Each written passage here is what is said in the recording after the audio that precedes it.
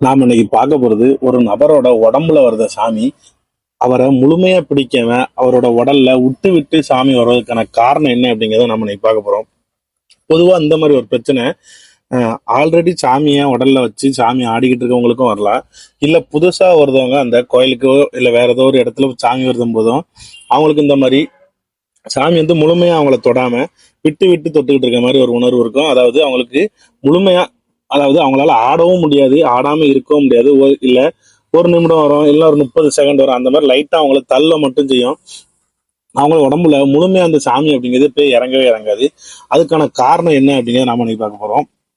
முதல்ல இந்த காரணம் தான் ரொம்ப ரொம்ப முக்கியமான காரணம். அது என்ன காரணம் அப்படின்னு பாத்தீங்கன்னா, நீங்க நீங்க ஏற்கனவே சாமி ஆடிக்கிட்டு இருக்கலாம், இல்ல உங்க உடம்புக்கு புதுசா ஒரு தெய்வம் வர்றதா இருந்தாலும் அந்த தெய்வத்தை முழுமையா நம்பி அந்த தெய்வத்தை முழு மனசா நீங்க உங்க உடம்புக்கு ஏத்துக்கணும். அப்படி இருந்தா மட்டும்தான் அந்த தெய்வம் உங்க மேல முழு மனசோட முழு திருப்தியோட வரும்.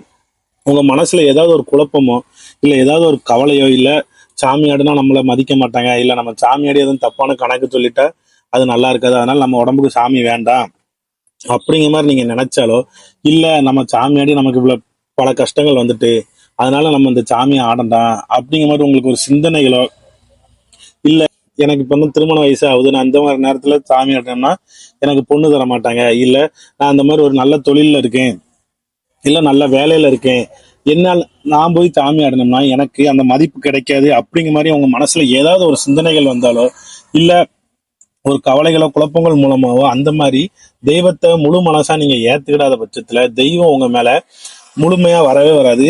இந்த மாதிரி விட்டு விட்டு தான் வந்துட்டு, ஏன்னா தெய்வம் வந்து உங்க உடலை தான் தேர்ந்தெடுத்துட்டு, ஆனா நீங்க அதுக்கேற்ற அனுமதி நீங்க கொடுக்கணும். ஆனா அந்த அனுமதி நீங்க கொடுக்காம பல கவலைகள் பல சிந்தனைகள்ல நீங்க இருந்துகிட்டு அந்த அனுமதியை நான் தரமாட்டேன், என்னோட உடலுக்கு நீ வேண்டாம் அப்படிங்கிற மாதிரி நீங்க இருக்கும் பட்சத்துல, ஆனா தெய்வம் வந்து உங்க உடம்ப தேர்வு செஞ்சுட்டு அதுக்காண்டி நீங்க வேண்டாம் அப்படிங்கறனால தெய்வம் உங்களை விட்டு விலகி போகாது. எப்போ நீங்க அதுக்கு ஒத்துழைப்பு கொடுக்கீங்களோ அது வரைக்கும் அந்த தெய்வம் உங்கள்கிட்ட வந்து போராடிக்கிட்டே தான் இருக்கும். அதனாலதான் உங்க உடம்புல உங்களோட அனுமதியே இல்லாம அந்த தெய்வம் வந்து வந்து நான் உன் உடல்ல தான் இருக்கேன், நீ முழுமையா ஏத்துக்க அப்படிங்கிற மாதிரி உங்களுக்கு பல கஷ்டங்களோ இல்ல பல சோதனைகளோ இல்ல உங்கள்கிட்ட மீண்டும் மீண்டும் மீண்டும் வந்து நான் உன்னோட உடல்ல தான் இருக்கேன் அப்படிங்கிற மாதிரி அறிகுறி காட்டுறதுக்காண்டி தான் உங்களோட உடல்ல அந்த மாதிரி தெய்வம் விட்டு விட்டு வர்றதுக்கான காரணம். நீங்க அந்த தெய்வத்தை முழு மனசா, அதாவது முழு நம்பிக்கையா அந்த தெய்வத்தை உங்களோட உடல்ல நீங்க ஏத்துக்கிட்டீங்கன்னா அந்த தெய்வம் முழுமையா உங்க உடம்புல இறங்கிரும். இந்த மாதிரி கவலைகளோ குழப்பங்களோ உங்களுக்கு இருந்துனாலும் தெய்வம் உங்களோட உடம்புல முழுமையா இறங்காது. அதனால எந்த ஒரு தெய்வமா இருந்தாலும் சரி, அது எந்த ஒரு பதவியில இருந்தாலும் சரி, எந்த ஒரு நிலவரத்துல இருந்தாலும் சரி, உங்க உடல்ல சாமி வருது இல்ல உங்க உடம்புல சாமி ஆல்ரெடி இருக்கு அப்படின்னா அந்த தெய்வத்தை முழு மனசா நம்பி அந்த தெய்வத்தை கூட ஒருங்கிணைச்சு பயணிச்சு போங்க. ஏன்னா நீங்க சாமி ஆடாம, ஏன்னா நீங்க சாமியாடி உங்களுக்கு வரத போற கஷ்டத்தை விட நீங்க அந்த தெய்வம் வேண்டாம் அப்படின்னு சொல்லி ஒதுங்கி நிற்கும் போதுதான் பல மடங்கு கஷ்டங்களும் பல மடங்கு அவமானங்களும் வரும். அதனால எந்த ஒரு தெய்வமா இருந்தாலும் அந்த தெய்வத்தை முழுமையா ஏற்று அந்த தெய்வத்து கூட பயணிக்க ஆரம்பிச்சிருங்க. அடுத்த காரணம் என்னன்னு பாத்தீங்கன்னா, இந்த காரணத்தை சொன்ன உடனே நிறைய பேருக்கு தோணும் அந்த காரணம் முக்கியமான காரணம் இல்லை அப்படிங்கிற மாதிரி உங்களுக்கு ஒரு சிலருக்கு தோணும். ஆனா இது சரியான முறையில விரதம் அப்படிங்கிறது ஒண்ணு இருந்தா ஆகணும். நீங்க கண்டிப்பா அது உங்க கோயிலுக்கு நீங்க 21 நாள் தான் இருக்கணும் 11 நாள் தான் இருக்கணும் அப்படிங்கிறது கணக்கு கிடையாது. உங்க ஊர் பகுதிகளில் வரியோ இல்ல காப்பு கட்டுதோ அந்த மாதிரி நிகழ்ச்சியோ கோயிலுக்குன்னு அந்த கோயிலுக்குன்னு ஆரம்பிச்ச பிறகு அதுக்கப்புறமா நீங்க விரதம் இருந்தாலே ரொம்ப ரொம்ப நல்லது. ஏன்னா நீங்க விரதம் இல்லாத போது அந்த தெய்வம் உங்க உடலை வந்து தொடணும் அப்படின்னா அது யோசிக்கும். எதுக்காண்டி அப்படின்னு பாத்தீங்கன்னா, நீங்க நீங்களே பார்த்திருப்பீங்க, உங்க ஊர் திருவிழால மது போதையில இல்ல வேற எதுவும் தவறான விஷயங்கள் செஞ்சிருப்பாங்க, இல்ல அசைவம் மாமிசம் எல்லாம் சாப்பிட்டவங்க மேலே உங்களோட நண்பரா கூட இருந்திருக்கலாம், இல்ல உங்களுக்கு தெரிஞ்சவங்களா இருந்தா கூட அவங்க கூட தெய்வம் வந்து கோயில்ல வந்து ஆடுதே நீங்க பார்த்திருப்பீங்க. அதனால தெய்வத்துக்கு விரதம்லாம் முக்கியம் இல்லைன்னு உங்களுக்கு தோணலாம். ஆனா அந்த மாதிரி அவங்க சுத்தமா விரதம் இருக்கலனாலும் சாராயம் எல்லாம் குடிச்சிருந்தாலுமே அவங்க மேல சாமி வர்றதுக்கான காரணம் அந்த ஒரு நேரத்துக்காண்டி அந்த சாமி எதிர்பார்த்திருக்கோம். அப்படி இல்லைன்னா அவரோட துணை தெய்வங்கள் இல்ல அவரோட காவல் தெய்வங்கள் ஏதோ ஒரு தெய்வங்கள் அந்த கோயிலுக்கு அப்பந்தான் வந்திருக்கும், அது ஒரு காரணத்தினால இந்த இவங்க மேல தெய்வம் இறங்கியிருக்கலாம். அடுத்து இன்னொரு காரணம், ஆக்ரோஷமான தெய்வங்கள் வந்து நீங்க எந்த நிலைமையில இருந்தாலும் உங்க உடம்ப முழுசா ஏத்துக்கிடும். ஆனா இந்த இந்த சாந்தமான தெய்வங்கள், இந்த ஆக்ரோஷம் இல்லாத தெய்வங்கள் எல்லாமே, சுத்த சைவ தெய்வங்கள் எல்லாமே இந்த மாதிரி விரதம் இருந்து சுத்தமான முறையில நீங்க இருந்தா மட்டும்தான் உங்க உடல் அது தொடும். அப்படி நீங்க சுத்தமோ விரதமோ இல்லாத பட்சத்துல அந்த தெய்வம் கண்டிப்பா உங்க மேல முழுமையா வந்து இறங்காது. இந்த மாதிரி விட்டு விட்டு தான் வந்து இறங்கும். இப்ப நம்ம பார்த்த இந்த 2 காரணங்கள் மட்டும்தான் உங்களால திருத்திக் கொள்ள முடியாது, உங்களால நீங்க பண்ணக்கூடிய விஷயங்கள் மட்டும். இந்த 2 காரணங்கள் தவிர்த்து நிறைய காரணங்கள் இருக்கு. தெய்வம் ஏன் உங்க மேல விட்டு விட்டு வர்றதுக்கான காரணம் என்ன அப்படிங்கிறது நிறைய விஷயங்கள் இருக்கு. அந்த விஷயங்களை ஒவ்வொன்றா பார்ப்போம். முதல் காரணமே, அதாவது இதுதான் ரொம்ப ரொம்ப முக்கியமான காரணம். அது என்ன காரணம் அப்படின்னு பாத்தீங்கன்னா, உங்க கோயில்ல அந்த சாமி ஆடின நபர் இறந்திருக்கலாம், இல்ல அவருக்கு முடியாத நிலைமை கூட வந்திருக்கலாம். அந்த மாதிரி நேரத்துல அடுத்தால யாரு சாமி ஆடுவா அப்படின்னு எதிர்பார்த்து எல்லாரும் இருக்க நேரத்துல அந்த சாமி ஆடுறதுக்கு ஒரு போட்டிகள் நிலவலாம் அந்த கோயில்ல. அது என்ன மாதிரி போட்டி அப்படின்னு பாத்தீங்கன்னா, ஏற்கனவே ஆடினவரோட வாரிசுகளோ இல்ல அவரோட அண்ணன் தம்பி பையங்களோ இல்ல அந்த கோயிலுக்கு பாத்தியப்பட்டவங்க யாராட்டும் ஒருத்தவங்க அந்த தெய்வம், இப்ப நம்ம உதாரணமா ஒரு சொடலைமடன் ஒரு ஆள் ஆடுறாரு, அவர் இறந்துட்டாரு, அவருக்கு அடுத்து அவர் பையன் மேலேயோ இல்ல அவரோட அண்ணன் பையங்க இல்ல அவரோட சித்தப்பா பையங்க, அந்த மாதிரி ஒரு கூட்டமே அந்த சொடலை மடனுக்கு போட்டி போட்டு நிக்கலாம். அந்த மாதிரி நேரத்திலையும் உங்க மேல சொடலை மடன் உடனே வரமாட்டாரு. ஏன்னா அங்க ஏற்கனவே ஒரு போட்டிகள் பிரச்சனைகள் எல்லாமே நடந்துட்டு இருக்க நேரத்துல நீங்க புதுசா ஒரு நபர் மேல சொடலை மடன் வந்தாரு அப்படின்னா அந்த கோயிலுக்கு பிரிதற்கு வாய்ப்பு இருக்கு. ஏன்னா ஒண்ணு கோயில் 2 பாகமா பிரியும், அப்படி இல்லைன்னா உங்க மேல பயங்கரமான அவதூறுகள் பரப்புவாங்க. அந்த மாதிரி பல பிரச்சனைகள் கோயிலுக்குள்ள சின்ன சின்ன சச்சரவுகள் வந்துடும். அப்படிங்கிற ஒரு காரணத்துக்காண்டிதான் அந்த தெய்வமானது எல்லாரோட மனநிலையையும் சரி செய்யணும் அப்படிங்கிற ஒரு காரணத்துக்கு மட்டும்தான் உடனே அந்த தெய்வம் கோயிலுக்கு வராது. ஆனா அந்த சாமியோட உங்க மேல அந்த தெய்வம் அப்பப்போ வந்து நான் உன் மேல இருக்கேன், இந்த தெய்வங்கிறது இருக்கு, இந்த சொடலை மடன் அப்படிங்கிறது இருக்கு. ஏன்னா இந்த மாதிரி ஒரு போட்டிகள் பிரச்சனை நடந்துகிட்டு இருக்க நேரத்துல நம்ம புதுசா ஒரு பயிரை அந்த சொடலை மடன் பிடிச்சாரு அப்படின்னா ஏற்கனவே உள்ளவங்களுக்கு அது ஒரு போட்டி பொறாமையை அந்த கோயிலை பிரிக்கிறதுக்கு வாய்ப்பு இருக்கும். அதனால அவங்க எல்லாருமே முயற்சி பண்ணி, அதாவது ஒரு தீர்த்தம் எடுத்த இல்ல ஏதாவது ஒரு காப்பு கட்டி விரதங்கள் எல்லாம் இருந்து எல்லாம் முயற்சி பண்ணி அவங்க மேல சொடலை மடன் வரல, நம்ம மேல சொடலை மடன் இனிமேல் வராது, அடுத்து சொடலை மடன் யார் மேல வரப்போறாரோ அப்படிங்க அவங்க மனநிலைக்கு வந்த பிறகுதான் சொடலை மடன் உங்க மேல வருவாரு. அதுக்கு முன்னா சொடலை மடன் மட்டும் இல்ல, வேற எந்த தெய்வமா இருந்தாலும், அதாவது தெய்வங்கள் எல்லாமே தன்னை நாடி வந்திருக்க மக்கள் தனக்கு கொடை கொடுக்க மக்கள் எல்லாத்தையும் ஒருங்கிணைச்சு ஒன்னா நிக்கணும்னு தான் ஆசைப்படுமே தவிர்த்து இந்த மாதிரி ஒரு அந்த தெய்வத்துக்கு பிடிச்ச நபர் மேல வரதுனால கோயிலுக்குள்ள எதுவும் பிரச்சனைகள் வரத மாதிரினா அதெல்லாம் அந்த தெய்வங்கள் சரி பண்ணும். அதுக்கான கால அவகாசங்கள் ஒரு சில கோயில்கள்ல ஒரு வருஷத்துலயே முடிஞ்சிடலாம், இல்ல 2 வருஷத்துலயே முடிஞ்சிடலாம். ஆனா ஒரு சில கோயில்கள்ல நிறைய பேர் ஆசைப்பட்டாங்கன்னா ஒவ்வொருத்தர் ஒவ்வொரு வருஷமா முயற்சி பண்ணி எல்லாருமே தோல்வி அடைஞ்சு இல்ல சொடலை மடன் இனிமேல் யார் மேல வாராரோ அவர் மேல வரட்டுங்க மனநிலைக்கு அவங்க வருத வரைக்குமே அந்த சொடலை மடன் உங்க மேல வரமாட்டாரு. ஆனா உங்க மேல வந்துட்டு போவாரு, அதாவது விட்டு விட்டு வருவாரு. அது எதுக்காண்டி அப்படின்னா, எல்லாருமே அந்த தெய்வம் வரல அப்படின்னா கடைசியில என்ன சொல்லி ஆரம்பிச்சிருக்காங்கன்னா, அந்த தெய்வம் இல்ல, அந்த தெய்வம் கோயில்ல இல்ல, அந்த தெய்வத்துக்கு சக்தி இல்ல, சக்தியை இழந்துட்டு அப்படிங்கிற மாதிரி சொல்ல ஆரம்பிச்சுருவாங்க. ஆனா அந்த மாதிரி எல்லாருமே அந்த தெய்வத்தை நம்பிக்கை இல்லாம ஒதுக்கி வைக்க நேரத்துல அந்த தெய்வத்தை முழுமையா நம்புவதற்காண்டி ஒருத்தர் வேணும். அந்த ஒருத்தர் தான் அது நீங்க. அதனாலதான் உங்க மேல சொரலை மாடனோ இல்ல ஏதோ ஒரு தெய்வமோ உங்க மேல வந்து நான் அந்த மாதிரி இந்த கோயில இருக்கேன் அப்படிங்கிறத அறிவுறுத்துறதுக்காண்டி தான் உங்க மேல வந்துட்டு சின்ன சின்ன அறிகுறிகள் மாதிரி கொடுத்துட்டு போவாங்க. அதன் மூலமா நீங்க அதை புரிஞ்சு நடந்துக்கிட்டீங்கன்னா ஒரு நேரம் வரும்போது அதுக்கான காலங்கள் வரும்போது நம்ம தெய்வங்கள் உங்களோட உடம்புல முழுமையா வந்துடும். அது வரைக்கும் அந்த தெய்வங்கள் எல்லாம் இந்த பகைகள் எதுவும் ஏற்பட்டுறாம இருக்கக்காண்டி கொஞ்ச நாள் பொறுத்து சில காலங்கள் கழிச்சு நம்மளோட உடம்ப முழுமையா அடையும். இதுவும் ஒரு காரணம். அடுத்த காரணமா என்னன்னு பாத்தீங்கன்னா, நம்ம உடம்புல வர்ற சாமியை யாராவது கட்டுக்குள்ள வச்சிருந்தாலும் இந்த மாதிரி உங்க மேல தெய்வம் விட்டு விட்டு வரும். அது எப்படி அப்படின்னு பாத்தீங்கன்னா, அவங்களுக்கு வேற ஏதாவது ஒரு பிரச்சனைகள் இருந்திருக்கலாம், இல்ல வேற ஏதாவது தேவைகளுக்காக அந்த தெய்வத்தை கட்டுக்குள்ள வச்சிருப்பாங்க. அந்த மாதிரி சூழ்நிலையிலையும் அந்த நம்ம உடம்புல அந்த சாமி முழுமையா வந்து இறங்க, ஏன்னா அந்த சாமி கட்டுக்குள்ள இருந்து உடச்சு வர்றதுக்கே பல கஷ்டங்கள் பட்டுக்கிட்டு இருக்க நேரத்துல நம்ம உடம்புல வந்து அந்த தெய்வமா முழு மனசா ஒண்ணு ஆட முடியாது. அந்த கட்டுக்குள்ள இருந்து வெளியே வந்தா மட்டும்தான் அந்த தெய்வத்தால நம்ம உடம்புல முழு மனசா வந்து இறங்க முடியும். அதுக்கு முன்ன வரைக்கும் அந்த கட்டுக்குள்ள இருந்து கொஞ்சம் வெளியே வர நம்மளோட உடல்ல லைட்டா தொட்டுட்டு அந்த சாமி போகும். அதனாலதான் நம்ம உடல்ல தெய்வம் அப்படிங்கிறது விட்டுட்டு அந்த மாதிரி வந்து போய்கிட்டு இருக்கோம். அடுத்த காரணம் என்னன்னு பாத்தீங்கன்னா, இப்போ ஒரு சொடலைமடன் கோயில் எடுத்துக்கிட்டீங்க அப்படின்னா அங்க தாய் தெய்வமா பேச்சம்மன் இருக்கும், காவலுக்கு முண்டன் இருப்பாரு, மூலவரா நம்ம சொடலைமடன் இருப்பாரு. ஆனா சொடலைமடன் அந்த கோயில்ல வந்து ஆடணும் அப்படின்னா அவரோட தாய் தெய்வமான பேச்சியம்மன் தெய்வம் வரணும். அதாவது அந்த பேச்சியம்மன் தெய்வத்துக்கு ஆடுறவங்க ஏதாவது ஒரு பிரச்சனை காரணமா விலகிருக்கலாம், இல்ல அவங்களோட உடல்நிலை சரியில்லாத காரணத்தினால் இருந்திருக்கலாம், அப்படி இல்லைன்னா இல்ல அவங்க வெளியூர்ல எதுவும் இருக்காங்க, அவங்களால அந்த திருவிழாவுக்கு வர முடியல, அவங்களால ஆட முடியல அப்படிங்கிற மாதிரி நேரத்துல இருந்தால் அப்பவும் அந்த சொடலைமடன் உங்க மேல வந்தாருன்னா கொஞ்சம் முழு மனசா வரமாட்டாரு. ஏன்னா அவரோட தாய் தெய்வமான பேச்சியம்மன் இல்ல, இல்லாத போது சொடலை மடனை முழு மனசா அந்த சாமியாடி உடம்புல இறங்குறதுக்கு வாய்ப்புகள் கொஞ்சம் கம்மி. அந்த மாதிரி சூழ்நிலைகள்லயும் இல்ல அந்த சொடலை மடனுக்கு உண்டான காவல் தெய்வங்களோ, இது சொடலை மடனுக்குன்னு மட்டும் இல்ல, பொதுவான எந்த ஒரு கோயில்களா இருந்தாலும் சரி, அங்க மூலவர் தெய்வத்துக்கான தாய் தெய்வங்களோ இல்ல காவல் தெய்வங்களோ இதுல ஏதாட்டும் ஒரு தெய்வங்கள் முழுமையா அங்க வரல, இல்ல அந்த தெய்வங்களுக்கு ஏதாட்டும் ஒரு குறைபாடுகள், இல்ல அந்த தெய்வங்களுக்கு எதுவும் வழிபாடுகள்ல பிரச்சனை இல்லை, அந்த தெய்வங்களுக்கு எதுவும் படையல்கள்ல பூஜைகள்லயோ ஏதோ ஒரு இடத்துல அந்த தவறுகள் நடந்தது, இல்ல அந்த தெய்வங்களால இந்த இடத்துக்கு வர முடியல, இல்ல அந்த துணை தெய்வங்களை கட்டுக்குள்ள இருந்தாலும் நம்ம மூலவர் தெய்வங்கள் முழு மனசா சாமியாடி உடலை தொடாது. ஏன்னா அந்த தெய்வத்தை துணை தெய்வங்கள் கட்டுக்குள்ள இருந்தா துணை தெய்வங்கள் இருக்கிறதும் ஒண்ணுதான், நம்ம மூலவர் தெய்வம் இருக்கிறதும் ஒண்ணுதான். அதன் காரணமாகவும் நம்ம உடம்புல சாமி முழு மனசா இறங்காது.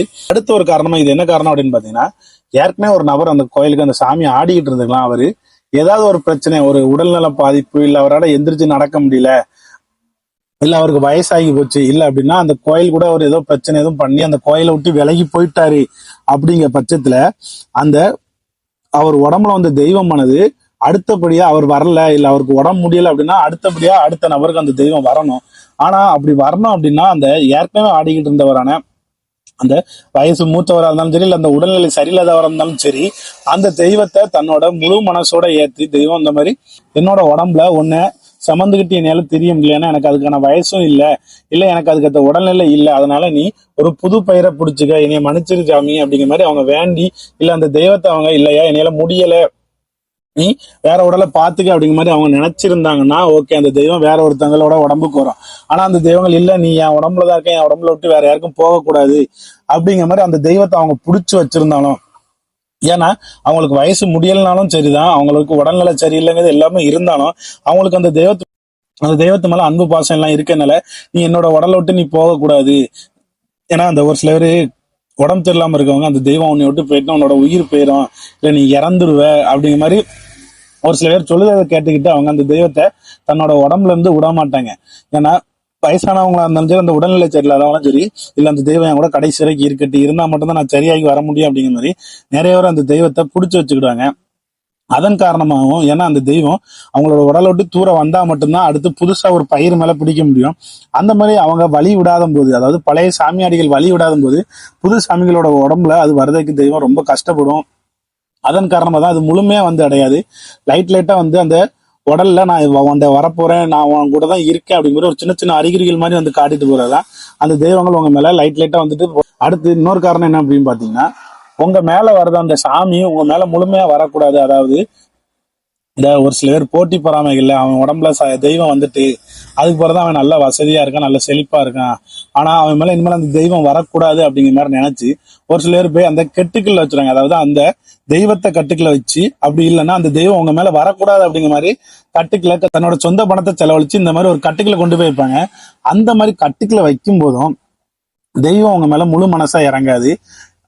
ஏன்னா அந்த தெய்வத்தை கட்டுக்குள்ள இருந்து வெளியே வந்த பிறகுதான் அந்த தெய்வம் முழு மனசா உங்க மேல இறங்கும். அது வரைக்கும் உங்க மேல விட்டு விட்டு தான் போன மாதிரி போயிட்டு இருக்கோம்.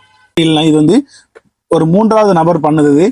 ஆனா ஒரு சில வீட்டுகள்ல எப்படி இருக்குன்னு பாத்தீங்கன்னா, அதாவது ஒரு ஆணோ ஒரு பெண்ணோ சாமி ஆடினாங்க அப்படின்னா அந்த குடும்பத்தை சேர்ந்தவங்க, அதாவது தன்னோட மனைவி ஆடுதா, அது சபையில் ஆடுதா, எனக்கு பிடிக்கல அவ சாமி ஆடுது, இல்ல அவங்க வீட்டுல உள்ள பெரியவங்களோ என் மகன் ஆடுதா, என் மக ஆடுதா, இல்ல என் மருமக ஆடுதா, இதெல்லாம் எனக்கு பிடிக்கல அப்படிங்கிற மாதிரி அவங்களே உங்களுக்கு தெரியாம போய் ஏதாவது ஒரு மந்திரவாயிட்டோ இல்ல ஏதாவது ஒரு சாமியிட்ட போய் இந்த மாதிரி என் பையனுக்கு உடம்புல இந்த மாதிரி ஒரு தெய்வம் வருது, இல்ல என் பொண்ணு உடம்புல இந்த மாதிரி ஒரு தெய்வம் வருது, அந்த தெய்வம் வரக்கூடாது, ஏன்னா அதனால என் குடும்பத்துக்கு எதுவும் கஷ்டங்கள் வந்துடும், அது எனக்கு நல்லா இருக்காது, எனக்கு ஒரு அவமரியாதையா இருக்கும் அப்படிங்கிற மாதிரி அவங்களா நினைச்சுக்கிட்டு அவங்களா கற்பனை பண்ணிக்கிட்டு அந்த மாதிரி தன்னோட பணத்தை செலவழிச்சு அப்படி உங்களுக்கு செய்வனை வச்சாலும், அதாவது உங்க உடம்புல அந்த சாமி வரக்கூடாதுன்னு செய்வனை வச்சாலும் உங்க மேல முழு மனசா அந்த தெய்வம் அப்படிங்கிறது இறங்காது. அடுத்தல உங்களுக்கு இப்போ புதுசா அந்த சாமி உங்களுக்கு ஒரு உணர்வு வருது, அதாவது உங்க குலதெய்வங்கள் ஒரு பூஜை நடத்திட்டு இருக்கும்போது உங்களுக்கு அந்த மாதிரி சாமி முழுசா வரல, விட்டுட்டு வந்துட்டு போகுது அப்படின்னா அந்த சாமி முதல்ல எந்த சாமி நீங்க ஓரளவு புரிஞ்சுக்கிட்ட பார்க்கணும். அப்படி இல்லைன்னா அந்த தெய்வம் உங்களோட எல்கையை சார்ந்த தெய்வமா இருக்காது. அந்த மாதிரி ஒரு காரணத்தினாலையும் உங்க மேல தெய்வம் முழுசா வராது. ஏன்னா அது உங்க எல்கையில உங்க குலதெய்வத்துக்கு நீங்க பூஜை கொடுத்துக்கிட்டு இருக்கீங்க. அந்த மாதிரி நேரத்துல உங்க எல்கையில இல்லாததோ உங்களோட கோயிலுக்கு சம்பந்தம் இல்லாத ஒரு தெய்வமோ உங்க உடம்புல வரும்போது அதால முழுமையா உங்களோட உடலை அடைய முடியாது. அதன் காரணமாகவும் அந்த தெய்வம் உங்க மேல விட்டு விட்டு வந்துகிட்டு இருக்கும். அடுத்தல இருந்து ஒரு விஷயம் நடக்கும். இது அந்த கோயில்ல ஒரு நபருக்கு மட்டும் அந்த மாதிரி சாமி விட்டு விட்டு வராது. அந்த கோயில்ல சாமி ஆடுது அவ்வளவு பேருக்கும் அந்த மாதிரி தெய்வங்கள் விட்டு விட்டு வர்றதுக்கான காரணம் என்னன்னு பாத்தீங்கன்னா, அந்த கோயிலுக்கு சரியான நேரத்துல பூஜை கொடுத்துருக்க மாட்டீங்க. அப்படின்னா சரியான நேரத்துல திருவிழாக்கள் எதுவும் கொடுத்துருக்க மாட்டீங்க. இல்ல சரியான படையலோ இல்ல சரியான பூஜைகள் எதுவுமே கொடுத்துருக்க மாட்டீங்க. அந்த மாதிரி நேரத்திலையும் அந்த தெய்வம் கோவத்துக்கு உள்ளாகும். அந்த மாதிரி கோவத்துக்கு உள்ளாகும் போதும் உங்க மேல தெய்வம் முழு மனசோட முழு ஆழ்மையோட உங்க மேல வந்து இறங்காது. இந்த மாதிரி உங்க மேல சின்ன சின்ன அறிகுறிகள் மட்டும்தான் காட்டிட்டு போவோம். அடுத்தால நீங்க உங்களோட எல்கைக்கு சம்பந்தம் இல்லாத ஒரு இடத்துல போய் நிற்கும் போது உங்க மேல தெய்வம் விட்டு விட்டு வருது அப்படின்னா அது உங்க குலதெய்வம் தான். அந்த தெய்வத்தை உங்க உடலுக்கு அனுமதி கொடுக்காது. எதனாலனா உங்க குலதெய்வத்துக்கு பாத்தியப்பட்ட இல்ல உங்களுக்கு பாத்தியப்பட்ட கோயில்கள்ல போய் நீங்க நின்று அங்க உங்களுக்கு பாத்தியப்பட்ட அப்படின்னா உங்க குலதெய்வ கோயில் சாமி எதுவும் உங்க உடம்புல வந்துன்னா எந்த ஒரு குலதெய்வங்களும் மறிக்காது, எந்த ஒரு தெய்வமும் மறிக்காது. ஆனா நீங்க உங்களுக்கு பாத்தியப்பட்ட இடமும் கிடையாது, உங்களுக்கு பாத்தியப்பட்ட கோயிலும் கிடையாது, உங்க குலதெய்வமும் கிடையாது. அந்த மாதிரி ஒரு இடத்துல போய் உங்க மேல ஒரு தெய்வம் இறங்க பார்த்துச்சு அப்படின்னா அதை நம்மளோட குலதெய்வமும் முதல்ல தடுக்கும். ஏன்னா அது உங்களுக்கு பாத்தியப்பட்ட எல்கை கிடையாது, அந்த குலதெய்வத்துக்கு பாத்தியப்பட்ட உயிர் தான் நீங்க. அதன் காரணமா அதாவது அனுமதி இல்லாம வேற எந்த ஒரு தெய்வமும் உங்களோட உடல்ல அனுமதி கேட்கி நம்ம குலதெய்வமும் விடாது. இதன் மூலமா உங்க உடம்புல தெய்வம் முழுமையா வந்து இறங்காது. ஏன்னா அந்த மாதிரி நீங்க உங்களுக்கு பாத்தியப்படாத கோயில போய் நீங்க ஆடும்போது உங்களுக்கு பல பிரச்சனைகள் வரும். அது குலதெய்வத்தாலையும் வரும், அந்த நீங்க ஆடுற சாமியாலையும் உங்களுக்கு பல பிரச்சனைகள் வரும். அது மாதிரி எந்த பிரச்சனையும் வந்துடக்கூடாது அப்படிங்கிறதுதான் குலதெய்வம் உங்களை காத்து நிற்கும். இதன் மூலமா உங்க உடம்புல முழுசா சாமி இறங்காது. நாம இதுவரைக்கும் பார்த்த அறிகுறிகள் எல்லாமே நாம பண்ணதை தவறு, தெய்வங்கள் என்ன நிலைமையில இருக்கு அப்படிங்கறதுதான் நம்ம பார்த்தோம். இந்த தவறுகள் எல்லாம் நம்ம திருத்தினாலும் அடுத்து தெய்வங்களுக்கு அந்த கட்டுக்கள் இருக்கதையும் இல்ல வேற எதுவும் பிரச்சனைகள் இருக்குது இல்ல படையல்கள் ஒழுங்கா கொடுக்கல அப்படிங்கிற மாதிரி எல்லாமே நீங்க தெரிஞ்சு அதை நீங்க கூட சரி பண்ணிடலாம். ஆனா இந்த ஒரு விஷயம் நீங்க பண்ணீங்கன்னா அந்த தெய்வம் உங்களை விட்டு விட்டு விட்டு வர்றதுக்கு காரணம் உங்களை விட்டு விலக போகுது அப்படிங்கிறதுக்கான அர்த்தம். ஏன் தெய்வம் உங்களை விட்டு விலகும் அப்படின்னா நீங்க இதுல நீங்க என்ன தவறுனாலும் செஞ்சிருக்கலாம். அந்த படையில ஒழுங்கா கொடுக்காம இருந்திருக்கலாம், இல்ல ஒரு விரதம் கூட ஒழுங்காம இருந்திருக்கலாம், இல்ல அந்த கோயிலுக்கு தேவையான ஏதாவது பூஜைகள் எதுவும் நீங்க பண்ணாம கூட விட்டுக்கலாம். அப்படிங்கிற நேரத்துல கூட தெய்வம் உங்களை விட்டு விலகாது. ஆனா நீங்க அந்த ஒரு விஷயம் பண்ணீங்கன்னா தெய்வம் உங்களை விட்டு கண்டிப்பா விலகும். அந்த ஒரு அதை உங்களுக்கு காட்டுறதுக்கு தான் உங்க மேல விட்டு விட்டு வந்துகிட்டு இருக்கு. அது என்ன விஷயம் அப்படின்னு பாத்தீங்கன்னா உங்க குடும்பத்தை சார்ந்த அதாவது உங்க கோயில் வரிக்காரங்களை சார்ந்த யாருக்காவது நீங்க ஒரு செய்வினையோ இல்ல ஏவல் எதுவும் நீங்க பண்ணியிருந்தீங்க அப்படின்னா அப்போ கண்டிப்பா தெய்வம் உங்களை விட்டு விலக போகுது. அதனாலதான் உங்க மேல தெய்வம் இந்த மாதிரி விட்டு விட்டு வருது. அது நீங்க பண்ண மிகப்பெரிய தவறு. அதுக்கு எந்த ஒரு பரிகாரமும் பண்ண முடியாது. அந்த மாதிரி அது மிகப்பெரிய தவறு. அந்த ஒரு தவறு நீங்க பண்ணீங்கன்னா அது தெய்வம் உங்க உடம்புல விட்டு விட்டு வர்றதுக்கான காரணம் உங்களை விட்டு அந்த தெய்வம் விலக போகுது. அதனாலதான் தெய்வம் வந்து உங்க மேல முழுமையா வந்து இறங்காம விட்டு விட்டு விலகுது. அடுத்து இன்னொரு மிகப்பெரிய தப்பு என்ன அப்படின்னு பாத்தீங்கன்னா அந்த கோயில்ல நீங்க ஒரு தெய்வத்தை ஏற்ற ஆடலாம். ஆனா உங்க கூட சேர்ந்தவரோ இல்ல உங்களுக்கு பிடிக்காதவரோ யாரோ ஒருத்தர் இன்னொரு அந்த அதே கோயில்ல இன்னொரு தெய்வத்தை உடம்புல ஏத்த ஆடிக்கிட்டு இருப்பாங்க.